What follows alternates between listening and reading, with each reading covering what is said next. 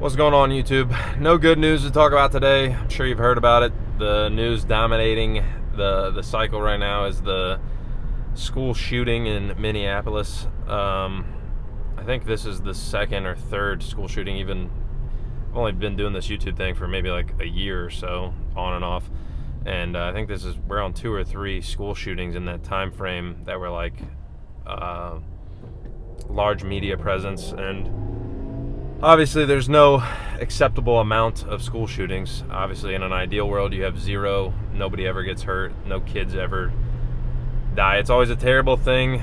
As of right now, like I said, if you've heard anything about it, I think two kids. I don't know exactly their ages or anything.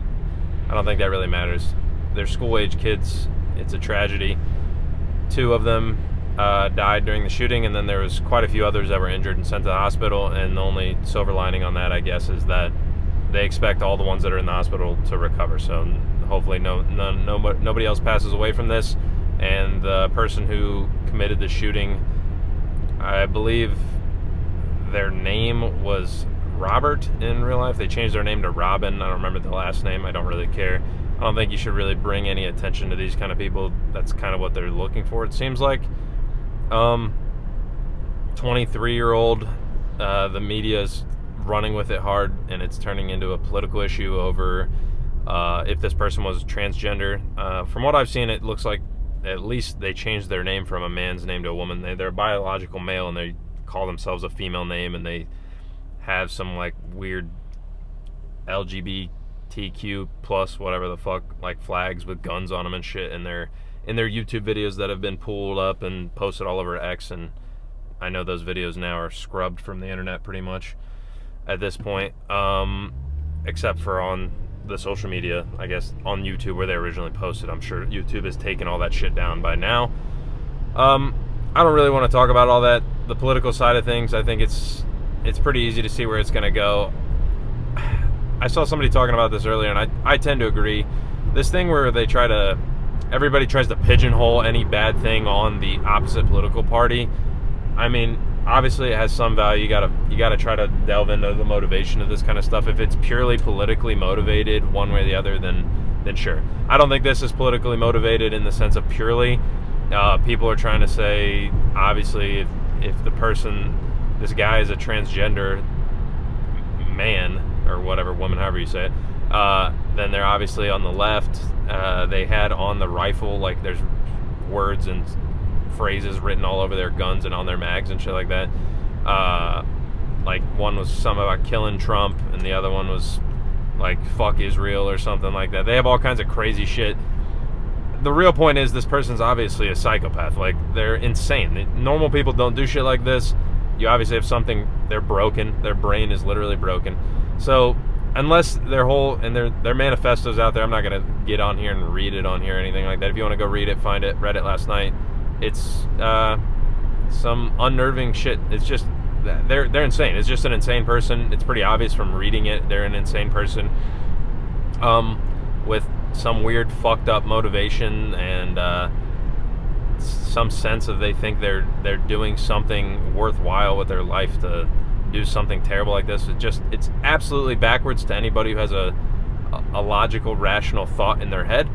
And the only thing I wanted to make this YouTube video about was really not anything about that political stuff, because like I said, it always turns into a political argument. The gun debate comes up, liberals accusing Republicans and the right and anybody who defends gun rights, Second Amendment stuff, of how many kids will have to die before you basically ban the guns and things like that, and then the ones anybody on the right basically saying, oh, they're obviously going after the trans thing if the shooter's anything to do with that, and then also that it doesn't matter if you ban the guns, it's just going to happen anyway. Like I said, I don't really want to get into it too much because I kind of just think both arguments are moot at this point. I'm heavy on the side of, like, I believe the Second Amendment's good. I don't think anybody who defends it isn't gonna give it up, and I think it's a hard argument to make that it's the guns' fault that there's mass shootings. Like, I don't know. People try to draw the correlation between the United States being one of the only countries that has this much gun ownership in mass shootings, but I think there's multiple other countries in the world that have high levels of gun ownership and they don't have mass shootings like the United States. The United States is a uniquely weird country with the amount of freedom that we have and the amount of agency that people have, especially mixed in with the gun debate. So there's terrible things happen in places without guns. There's mass stabbings. People run over a bunch of people with cars and shit in the UK. Like, terrible people do terrible shit, whether there's a gun accessible or not. That's my basic take. The thing I want to ask anybody watching this video is if you agree with me in the sense that nobody's going to budge on their position. The right, anybody Second Amendment defender isn't going to budge on the gun debate over this.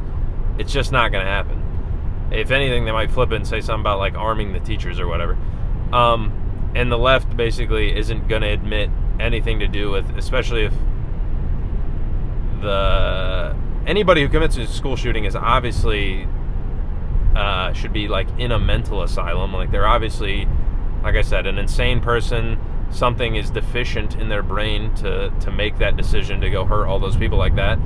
The transgender thing, they're going to try to tie that in there. I don't know, one way or the other. That's up to you. You can decide what you think about that. I think obviously if you have some weird identity issue where you think you're a different person than you are in real life, you should just seek some mental help, basically. Like, some therapy would be a good start, I guess. But I think a lot of these people that commit this kind of shit, I don't know if they're even within the realm of therapy. They're like beyond saving. I think that's the only good thing that came out of this is the shooter ends up offing himself at the end, and there's no need for any trial and all that kind of stuff where these parents have to sit through all that kind of thing. And I want to know what you think. How does this get solved? Because honest to God, I don't think it gets solved. I was looking into it a little bit historically about the amount of mass shootings and school shootings in the United States. It seems like they've been tracking them since like the early 60s, 1966, I think is what I was looking at. And they were less then, and there was less casualties and whatever, and I don't doubt that it was people bringing a gun to school because they had like a personal vendetta with somebody. But now we've moved into this weird thing where we have crazy people going out and trying to kill students, little kids, for like notoriety and basically as a last testament to their as like an accomplishment in some fucked up crazy way. It doesn't even make sense. I don't even know how you rationalize it as just a normal person to be like, how does that compute? And it won't ever compute because these people's brains don't work correctly. So I don't know how it ever gets solved. Like I said, the arguments on either side are the only one to me that makes any logical sense is rational is literally just make every school in the country a hard target. Basically, you bulletproof the windows, bulletproof the doors. Yeah, everybody has badges to get in and out, and you can't just walk into the school. This shooter in this case walked up to a Catholic school, basically outside, didn't even need to go inside, and just shot through the windows and hurt all these kids.